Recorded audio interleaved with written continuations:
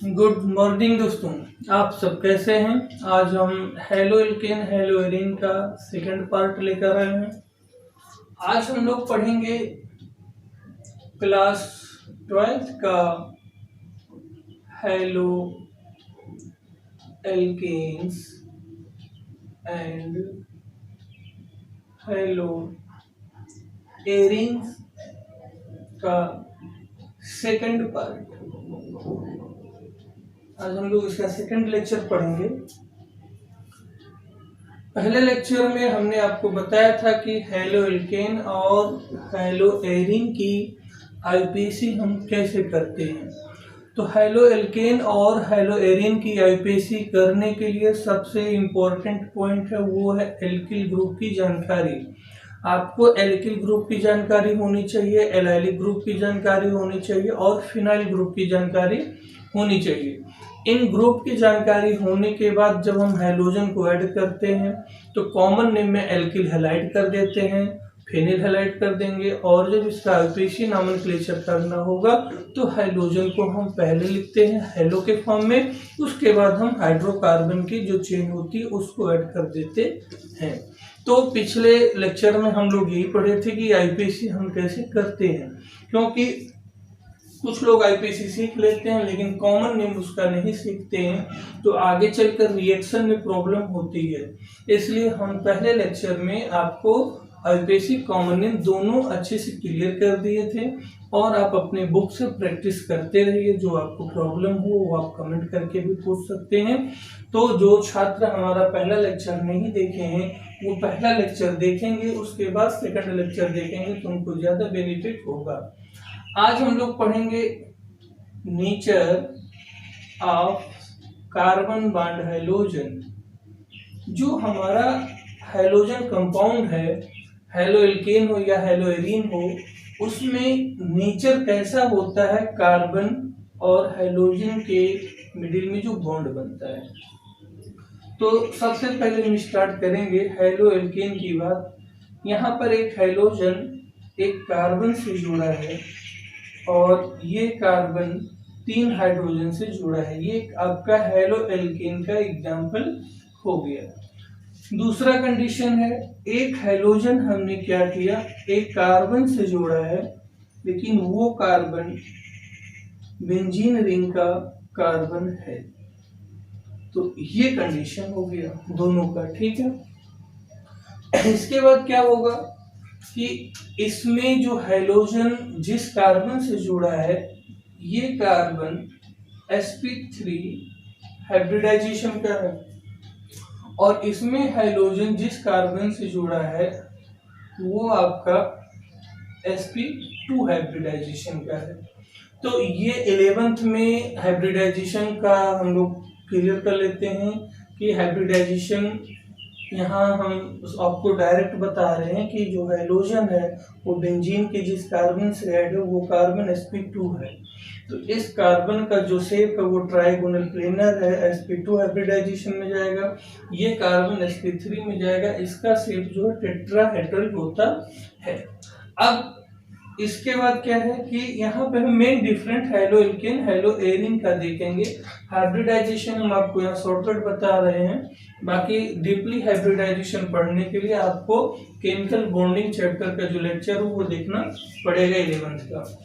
sp2 hybridisation है यहाँ पे कार्बन, यहाँ पे sp3 हाइब्रिडाइजेशन है। तो इन दोनों में इसका बहुत बड़ा रोल होता है। यहाँ पे देखा जाएगा तो कार्बन का जो है, यहाँ पे कार्बन का जो S करेक्टर होगा वो 33% होगा और इसमें देखा जाएगा तो इसमें जो है S करेक्टर आपका, इसमें S करेक्टर 25% होगा। S करेक्टर का मतलब क्या होता है कि जैसे sp3 हाइब्रिडाइजेशन है तो एक हाइब्रिडाइजेशन में एक S और 3p ऑर्बिटल इन्वॉल्व है, तो टोटल आपके 4 ऑर्बिटल हो गए। तो एक 100% में जब डिवाइड करेंगे तो s का जो मतलब पार्ट होगा वो 25% होगा। और यहाँ पे देखा जाए तो sp2 आपके टोटल 3 ऑर्बिटल इन्वॉल्व हैं sp2 में, तो यहाँ टोटल 3 ऑर्बिटल में जब 100% को डिवाइड करेंगे तो हमको s करेक्टर 33% मिलेगा। इसके कारण यहाँ पे 25% s करेक्टर है, यहाँ 33 s करेक्टर है, इसलिए यहाँ पे कार्बन आपका क्या होगा, मोर इलेक्ट्रोनेगेटिव नेचर हो जाता है, मोर इलेक्ट्रो नेगेटिव नेचर का हो जाएगा। और इसमें क्या होगा, जो कार्बन होगा ये कार्बन आपका लेस इलेक्ट्रो नेगेटिव का नेचर हो जाएगा। तो यहाँ पे जो कार्बन है आपका लेस इलेक्ट्रोनेगेटिव नेचर है इसके कंपैरिजन में, और ये कार्बन आपका मोर इलेक्ट्रोनेगेटिव है इसके कंपैरिजन में। क्यों मोर इलेक्ट्रोनेगेटिव है, क्योंकि इसका s करेक्टर 33% है और इसका s करेक्टर 25% है। अब s करेक्टर इसका 33 क्यों, क्योंकि इसमें sp2 हाइब्रिडाइजेशन है और इसमें जो sp3 हाइब्रिडाइजेशन है। इसके बाद क्या होगा, हाइड्रोजन दोनों सेम हो, दोनों डिफरेंट, उससे कोई लेना देना नहीं है। इसके बाद आपको पता है कि हाइड्रोजन के आउटर सेल में 7 इलेक्ट्रॉन होते हैं, तो 7 इलेक्ट्रॉन में 1 इलेक्ट्रॉन तो बाई बॉन्ड द्वारा ऐड है और 6 इलेक्ट्रॉन इनके अनपेयर्ड हैं जो 3 लोन पेयर का निर्माण करेंगे। इसके बाद क्या होगा कि इनका जो इलेक्ट्रॉन होता है एक लोन पेयर वो रिंग के अंदर आ जाता है और रिजोनेंस होता है, तो ये बॉन्ड आपका ब्रेक हो जाता है। तो कुछ टाइम के लिए यहाँ पे आपका रिजोनेंस के टाइम में एक डबल बॉन्ड का फॉर्मेशन होता है, और यहाँ पे क्या होता है कि यहाँ कार्बन से जुड़े हुए सभी सिंगल बॉन्ड है, तो यहाँ पे इनका रिजोनेशन नहीं हो पाता है। तो यहाँ लिखेंगे इसमें नो रिजोनेंस, इसमें रिजोनेंस आपका नहीं होगा, और इसमें आपका रिजोनेंस होता है। तो रिजोनेंस होने के कारण यहाँ पे आपका डबल बॉन्ड बनेगा, और डबल बॉन्ड बनने के कारण इस कार्बन और हाइड्रोजन के बीच का जो बॉन्ड है ये बॉन्ड आपका स्मॉल हो जाता है, और यहाँ पे रिजोनेंस नहीं होता है, इसलिए यहाँ का जो है बॉन्ड वो आपका लार्ज होता है। अब आपसे कोई ये पूछे कि हैलो एल्केन है, हैलो एरीन है, दोनों में C बॉन्ड X किस में लार्ज होगा, तो हैलो एल्केन में CX बॉन्ड लार्ज होगा और हैलो एरीन में C बॉन्ड X स्मॉल होगा।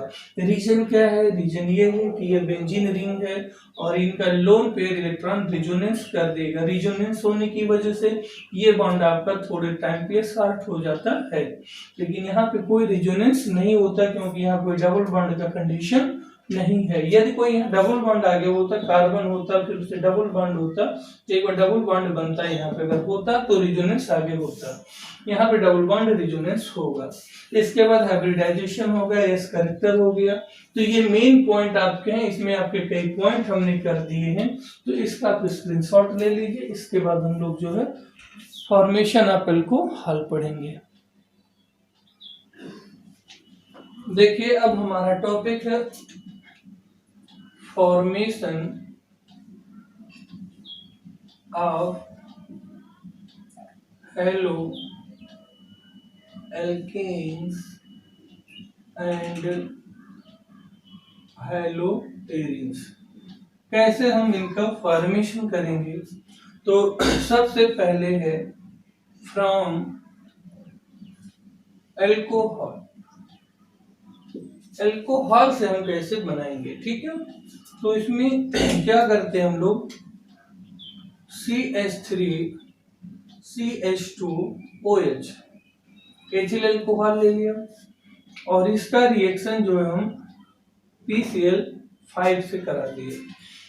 PCl5 से कराएंगे फास्फोरस पेंटाक्लोराइड, तो इनका जब रिएक्शन होगा तो ये CH3 CH2 Cl होगा और POCl3 होगा और HCl होगा।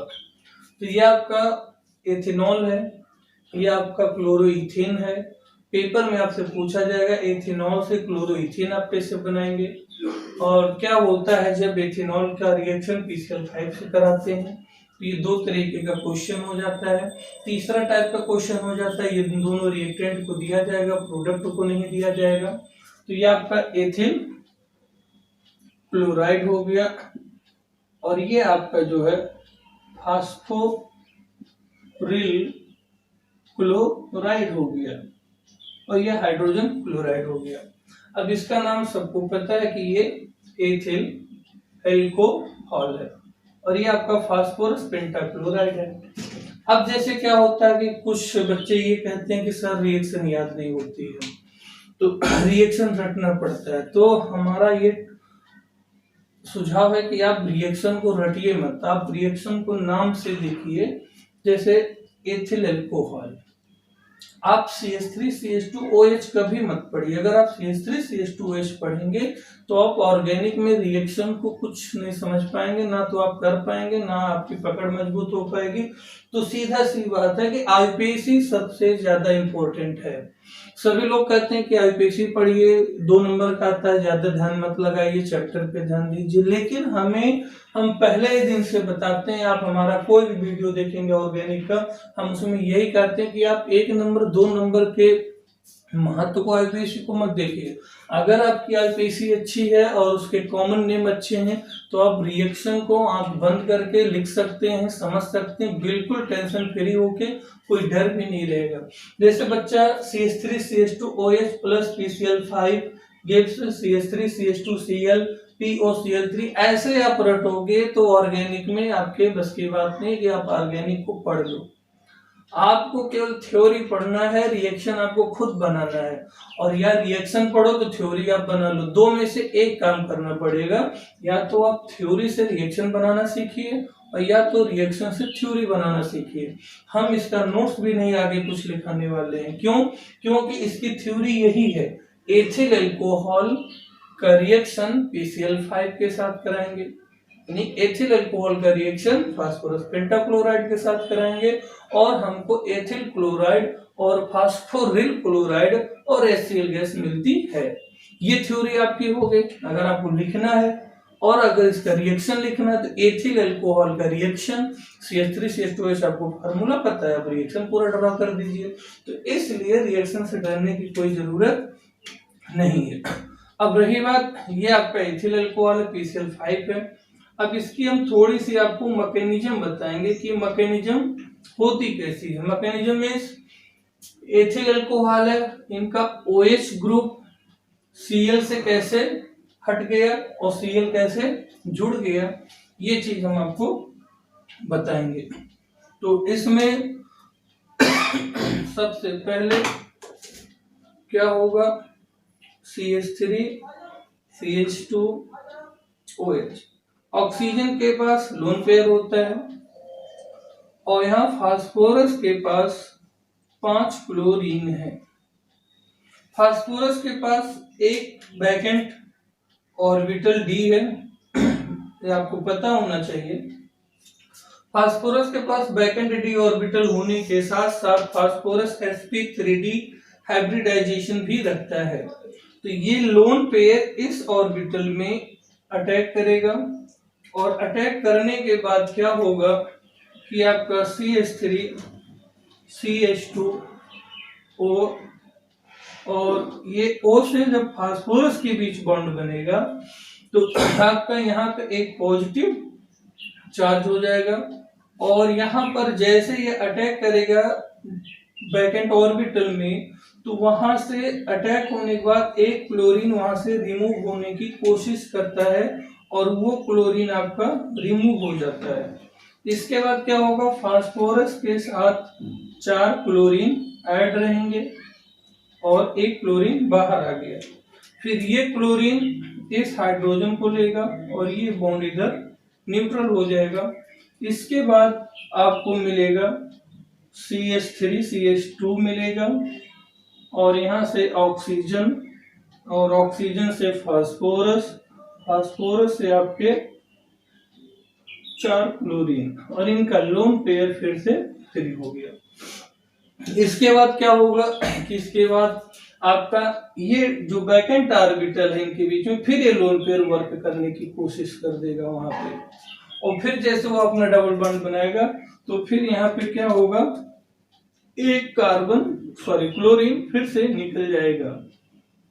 तो जब एक क्लोरीन फिर से निकलेगा तो आपका जो प्रोडक्ट बनेगा वो ध्यान से देखिए, CH3 और CH2, ऑक्सीजन से डबल बॉन्ड आपका P, और P से आपके 3 क्लोरीन बचे हैं। यहाँ पे आपका पॉजिटिव चार्ज हो गया।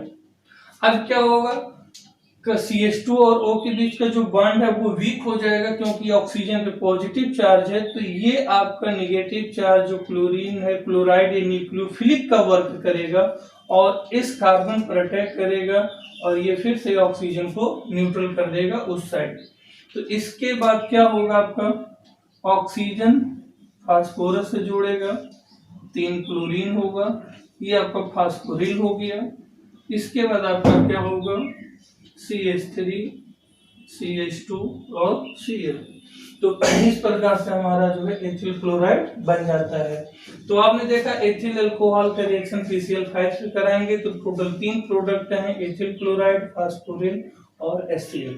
HCl आपका यहाँ पे बन रहा है, आप HCl को दिखा सकते हैं, यहाँ पे आपका HCl निकल गया। इसके बाद किस तरीके से मैकेनिज्म होती है, किस तरीके से रिएक्शन होता है, ये आपको जानना जरूरी है। क्योंकि जब एक मैकेनिज्म का अप्रोच आपके माइंड में बन जाता है तो जैसे कुछ रिएक्शन ऐसे हैं जो आप कभी नहीं पढ़े हैं, पेपर में अगर पूछ लिया गया कि इस रिएक्शन को कंप्लीट करिए, तो जो आप रिएक्शन पहले सीखे होते हैं उस अप्रोच की सहायता से आप क्या कर सकते हैं कि आप अननोन रिएक्शन को भी कंप्लीट कर सकते हैं। तो ये मैकेनिज्म आपके लिए कर दिया और इसका आप स्क्रीनशॉट ले लीजिए। मैकेनिज्म आपको कैसी लगी, समझ में आया तो इसको एक बार जरूर लाइक करिएगा, कमेंट करिएगा, क्योंकि मैकेनिज्म जल्दी आपको लोग नहीं कंप्लीट कराते हैं। इसका स्क्रीनशॉट ले लीजिए। चलिए दूसरा कंडीशन है एथिल अल्कोहल का रिएक्शन हम PCl3 से करा दें। अभी जो रिएक्शन हम लोग कर रहे थे वहां PCl5 था, यहाँ PCl3 है। तो PCl3 में यहाँ पे लोन पेयर इलेक्ट्रॉन है। लोन पेयर इलेक्ट्रॉन के कारण यहाँ पे उस तरीके का रिएक्शन नहीं होगा जिस तरीके का रिएक्शन PCl5 में होता था। यहाँ पे क्या होगा कि आपके तीनों OH जो हैं आपके रिमूव हो जाएंगे और यहाँ पे Cl आपके निकल जाएंगे। तो Cl आपका इनसे जुड़ेगा और OH आपके इनसे जुड़ेंगे। इस प्रकार से आपके POH का होल थ्राइस बन जाएगा और इसके बाद आपका बैलेंस करेंगे तो यहाँ 3 लगाना पड़ेगा, यहाँ 3 लगाना पड़ेगा और इसी को जो है हम लोग दूसरे लैंग्वेज में लिखते हैं H3PO3। इसको हम लोग बोलते हैं फास्फोरस एसिड। तो इसमें ध्यान देने की बात है कि जब हम PCl5 से रिएक्शन कराते हैं तो एथिल क्लोराइड तो मिलेगा, लेकिन इस साइड का जो प्रोडक्ट होता है वो फास्फोरिल मिलता है और HCl मिलता है। लेकिन जब PCl3 से रिएक्शन कराते हैं तो PCl3 का जब रिएक्शन होगा तो वो एथिल क्लोराइड तो देगा लेकिन फास्फोरिल ना देकर यहाँ पे फास्फोरस एसिड देगा। तो इस चीज का ध्यान रखिएगा आप लोग दोनों कंडीशन में। इसके बाद इसकी भी मैकेनिज्म वैसे होगी। तो यहाँ पे क्या है कि OH अटैक करेगा, तीनों क्लोरीन निकलते चले जाएंगे। और इसके बाद एक है एथिल अल्कोहल है और इनका रिएक्शन हम थायोनिल क्लोराइड से कराते हैं। तो SOCl2 को थायोनिल क्लोराइड बोलते हैं और इसके बाद जब इसका रिएक्शन होगा तो इनका भी लोन पेयर अटैक करेगा, क्लोरीन निकलेगा। कंडीशन वही होगा, CH3 CH2 Cl यहाँ बनना है और एक इनका SO2 प्रोडक्ट बनेगा और HCl बनेगा। तो ये रिएक्शन होता है। इस रिएक्शन का यूज हम तब करते हैं जब हमें इंटरस्टेशियल स्टेज में यानी कि इनका आकाशीय व्यवस्था जो है चेंज ना करना पड़े, सेम उसी कॉन्फ़िगरेशन में अगर प्रोडक्ट निकालना होता है तब हम SOCl2 का रिएक्शन कराते हैं। अब जैसे मान लो आप अभी तक हेलो एल्केन बनाते हैं। अब जैसे सपोज दैट आपने फिनॉल ले लिया और फिनॉल का रिएक्शन आपने SOCl2 के साथ करा दिया थायोनिल क्लोराइड के साथ। तो जो काम यहाँ पे इनका होता था वही काम OH का यहाँ पे भी होगा। तो यहाँ पे आपका हो जाएगा क्लोरोबेंजीन और SO2 और आपका हो जाएगा HCl हो जाएगा। तो इस प्रकार से सब रिएक्शन आपके कंप्लीट हैं और इनका स्क्रीनशॉट ले लीजिए। इस रिएक्शन को जार्डन रिएक्शन बोलते हैं। इस रिएक्शन को जार्डन रिएक्शन बोलते हैं। इसके बाद हम लोग बनाएंगे हेलो एल्केन फ्रॉम हाइड्रोकार्बन से। तो जब हम लोग हाइड्रोकार्बन से बनाने की बात करेंगे तो आप लोग हाई स्कूल में एक रिएक्शन पढ़े होंगे, CH4Cl2 सनलाइट में का रिएक्शन होगा सूर्य के प्रकाश में, तो ये CH3Cl और HCl बनते हैं। ये रिएक्शन आप लोगों ने हाई स्कूल में पढ़ी है। इस रिएक्शन को क्लोरीनेशन बोलते हैं। यदि यहाँ पे Cl2 को हम एक्सेस कर दें, प्रवाहित कर दें, ढेर सारे क्लोरीन कर दें, तो ये आपका जो है चारों हाइड्रोजन रिप्लेस हो जाएंगे बाय क्लोरीन से और यहाँ पे CCl4 बनेगा कार्बन टेट्राक्लोराइड। तो इसी रिएक्शन को हम क्लोरीनेशन यानी हैलोजिनेशन बोलेंगे। ब्रोमीन होगा तो ब्रोमिनेशन हो जाएगा, आयोडीन होगा तो आयोडीनाइजेशन हो जाएगा। अब इसकी थोड़ी सी हम मैकेनिज्म आपको बताएंगे क्योंकि मैकेनिज्म यहाँ पे जरूरी है। तो ये मैकेनिज्म जो है फ्री रेडिकल के थ्रू कंप्लीट होता है। फ्री रेडिकल में क्या होगा कि जो पहला स्टेप होगा, तो फर्स्ट स्टेप में क्या होगा कि चेन इनिशिएशन होता है। चेन इनिशिएशन का मतलब होता है कि चेन का कैसे स्टार्ट होगा, बनेगा, और यहाँ पे सनलाइट है। हमको पता है कि यहाँ पे दो आपके कोवैलेंट बॉन्ड इलेक्ट्रॉन हैं जो दोनों क्लोरीन के हैं, जो शेयरिंग ऑफ इलेक्ट्रॉन से बॉन्ड बने थे। तो सनलाइट में ये दोनों इलेक्ट्रॉन अपने अपने क्लोरीन एटम पे चले जाएंगे। तो इस प्रकार से क्या होगा कि जब दोनों इलेक्ट्रॉन अपने एटम क्लोरीन पे चले जाएंगे तो यहाँ पे हो जाएगा क्लोरीन फ्री रेडिकल बन जाएगा। ये चीज हो गया। फिर सेकंड स्टेप में क्या होगा, सेकंड स्टेप में ये होगा कि जो आपका मीथेन है वो ये कंडीशन है और यहाँ पे एक क्लोरीन रेडिकल आएगा। तो जो क्लोरीन रेडिकल आएगा और यहाँ पे भी बॉन्ड है तो ये आपका इनके साथ बॉन्ड बनाने की कोशिश करेगा। जैसे होता है ना कि एक लड़का जब वो घर से खेलने के निकलता है तो अपने पड़ोस वाले लड़के को इशारा करके या गेट पे जाके कहीं ना कहीं किसी प्रकार से बुलाने की कोशिश करता है, यानी चेन बनाने की कोशिश शुरू कर देता है। फिर वो दो मिल जाते हैं, फिर दो तीसरे को मिलाते हैं, चौथे को मिलाते हैं। तो ऐसे धीरे धीरे पता चला कि 10 मिनट में सभी 8-10 बच्चे रेडी होकर बाहर निकल गए। तो जब यहाँ पे क्लोरीन एक हैलोजन है, पहले यही ब्रेक होगा सनलाइट में, मीथेन नहीं ब्रेक होगा उतना। क्लोरीन ब्रेक होने के बाद जब क्लोरीन रेडिकल बन जाएगा तो ये रेडिकल इनके पास जाएगा और इनको रेडिकल बनने के लिए तैयार करेगा।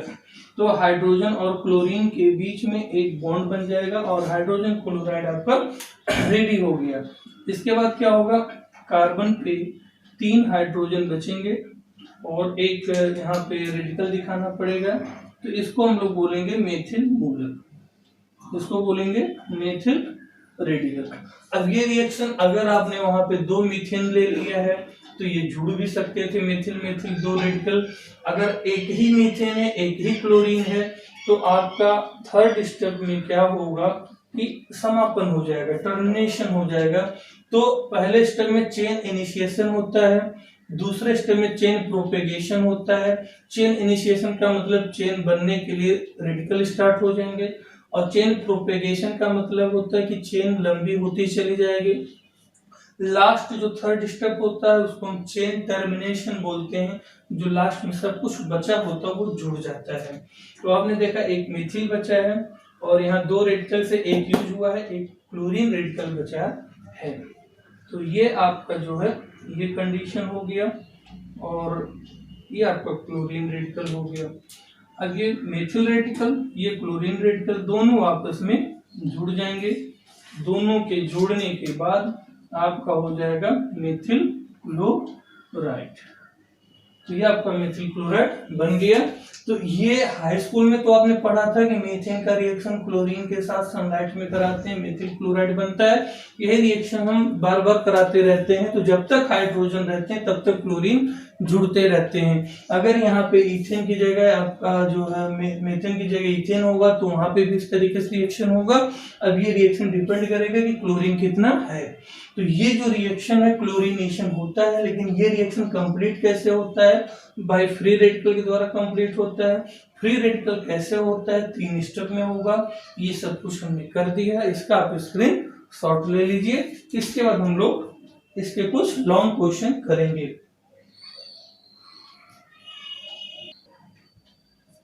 चलिए अब हम आपको एक पॉइंट ये बताते हैं कि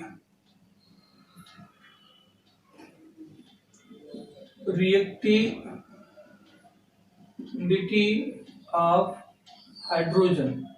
तो रिएक्टिविटी ऑफ हाइड्रोजन में टर्सरी हाइड्रोजन ज्यादा एक्टिव होगा, सेकेंडरी हाइड्रोजन कम होगा, प्राइमरी हाइड्रोजन कम होगा।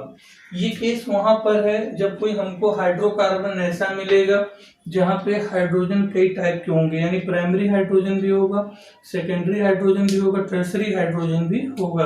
तो अगर तीनों टाइप के हाइड्रोजन उस हाइड्रोकार्बन में प्रेजेंट हैं तो उसका प्रोडक्ट मतलब मेजर होगा जहां हाइड्रोजन की रिएक्टिविटी ज्यादा होगी। तो ये सीरीज हमने बना दिया है, टर्सरी हाइड्रोजन ज्यादा रिएक्टिव है। अब पॉइंट आता है प्रोपेन। तो ये हो गया हमारा प्रोपेन। अब इसका रिएक्शन हमने Br2 से करा दिया सनलाइट में। इनके लिए हम लोग सॉल्वेंट भी ले लेते हैं, CCl4 भी ले लेते हैं। और अब प्रोपेन का रिएक्शन अगर हम Br2 से कराएंगे तो प्रोपेन में आप पहले ये देखिए कि यहाँ पर हाइड्रोजन कितने टाइप के हैं। तो ये तीनों हाइड्रोजन आपके प्राइमरी हैं, ये तीनों हाइड्रोजन प्राइमरी हैं। यहाँ पे जो 2 हाइड्रोजन हैं वो दोनों सेकेंडरी हैं। तो यहाँ पे 2 हाइड्रोजन सेकेंडरी हैं और 3 इधर प्राइमरी है। तो जो कंडीशन इधर है वही कंडीशन इधर भी है।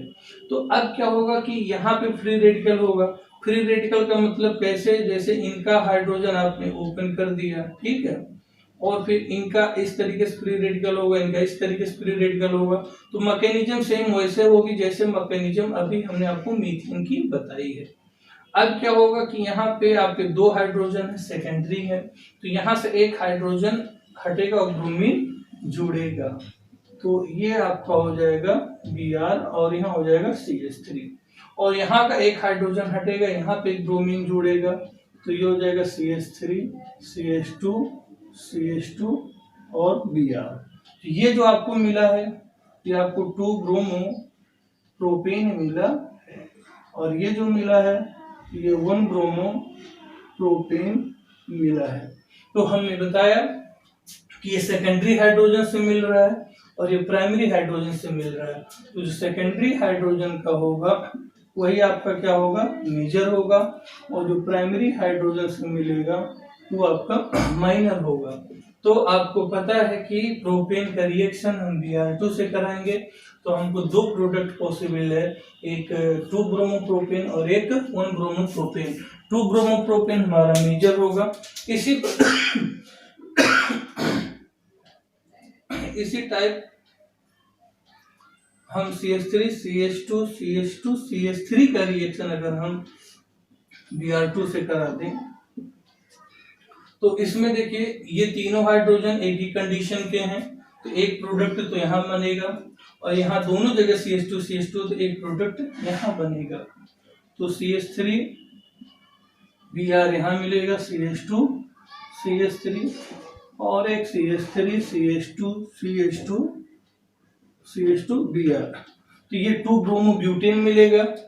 इसका नाम आप लोग लिख लेंगे 2 ब्रोमो ब्यूटेन और ये मेजर हो जाएगा। और ये आपका 1 ब्रोमो ब्यूटेन होगा वो माइनर होगा।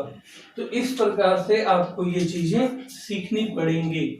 और इसके बाद इसका स्क्रीनशॉट ले लीजिए। स्क्रीनशॉट लेने के बाद हम आपको एक नए टाइप का रिएक्शन और इसी में दे देते हैं। नए टाइप के रिएक्शन में हमको ये देखने को मिलेगा कि जैसे CH3 CH3 ऊपर CH3 इधर और ब्रोमीन का रिएक्शन दे दिया। तो इसमें आपने देखा कि यहाँ भी CH3 है, यहाँ भी CH3 है, यहाँ भी CH3 है। तो यहाँ पे तो एक ही प्रोडक्ट पॉसिबल हो गया और एक ये टर्सरी हाइड्रोजन है, तो एक प्रोडक्ट आपका यहाँ पे भी पॉसिबल हो जाएगा, टर्सरी हाइड्रोजन है। तो आपका हो जाएगा, ये प्रोडक्ट बना दीजिए। तो ये आपका CH3, यहाँ से Br और यहाँ पे CH3, यहाँ पे CH3। दूसरा प्रोडक्ट कैसे बनाएंगे? दूसरा प्रोडक्ट आप यहाँ से CH2 से एक हाइड्रोजन हटेगा, Br हो जाएगा, एक हाइड्रोजन यही रहेगा। तो एक तो मिल जाएगा आपका, इसका IUPAC नाम हो जाएगा 1 2 3। तो 2 ब्रोमो 2 मेथिल प्रोपेन हो जाएगा। ये हो जाएगा आपका 2 मेथिल और 2 ब्रोमो प्रोपेन। इसका IUPAC नाम हो गया। इसका IUPAC नाम क्या होगा? 1 2 3। तो इसका IUPAC नाम हो जाएगा 2 मेथिल और 1 ब्रोमो प्रोपेन। तो ये नाम हो गया। अब कंडीशन ये है कि ये दोनों कंपाउंड का मॉलिक्यूलर फार्मूला सेम है। तो जब दोनों कंपाउंड के मॉलिक्यूलर फार्मूले सेम हैं लेकिन दोनों के IUPAC नेम, दोनों के स्ट्रक्चर डिफरेंट होते हैं, तो ऐसे कंपाउंड को जो है हम लोग आइसोमर कहते हैं। तो और इसी प्रॉपर्टीज को आइसोमेरिज्म कहते हैं। तो यह आज का सेकंड लेक्चर आपका फिनिश हो गया। Formation of halo alkane, halo arenes हम लोग केवल 2 टॉपिक देखे, एक फ्रॉम अल्कोहल से देखा, एक हाइड्रोकार्बन से देखा। नेक्स्ट जो थर्ड लेक्चर होगा उसमें और डीपली हम आपको बताएंगे। आपको वीडियो कैसा लगा, लेक्चर कैसा लगा, आप कमेंट करके जरूर बताइए। यदि आप अभी तक सब्सक्राइब नहीं किए तो हमारे वीडियो को सब्सक्राइब करें, जिससे कि आपको हैलो एल्केन के सभी लेक्चर कंटिन्यू टाइम पे मिलते रहें। तब तक के लिए नमस्कार।